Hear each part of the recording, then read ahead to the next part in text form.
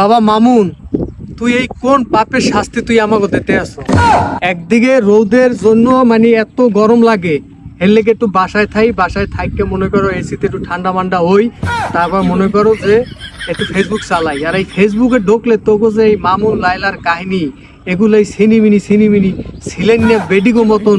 খালি এই কয়েকদিন পর দেখবো এককালে খাওয়াইয়ে লইয়ে এককালে কোলের মধ্যে লইয়ে নাচানাচি, আবার দেখবো কয়েকদিন পর এককালে ফাটাফাটি শুরু হয়ে যায়। এককালে ওই আছে কেটা কি যেন কয়, ওই লাইলা এককালে ফুলাইয়ে মুলাইয়ে আইবে আমারে মারছে মামুন বাবাই শেষ করিয়ে লাইছে, আবার দেখবো কোলের মধ্যে লইয়ে এককালে মামুন বাবাই খাওয়াইতেছে।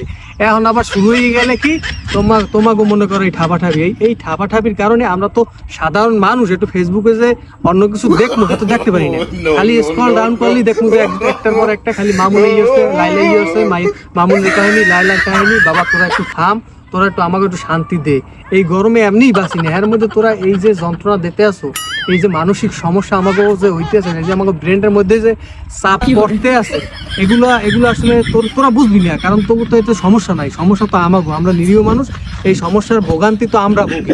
তখন ভাই আল্লাহ রাস্তে পাও ধরি হাতও ধরি, তোরা মিললে থাকলে মিললে থাক, ঝগড়া করলে কর, কিন্তু এগুলো পাবলিক প্লেসে এগুলো করি। এবার তোরা আমাকে মনে করো আমার বিভ্রান্ত সৃষ্টি করো কিসের জন্য, আমাকে সমাজটা তোরা কিসের জন্য নষ্ট করো? তা তোরা ভাই ঝগড়া করলে কর, আর যা করো কর, কিন্তু এই পাবলিক প্লেসের মধ্যে এগুলো করিয়া আমাকে এই বিভ্রান্তির মধ্যে হালাস। ধন্যবাদ।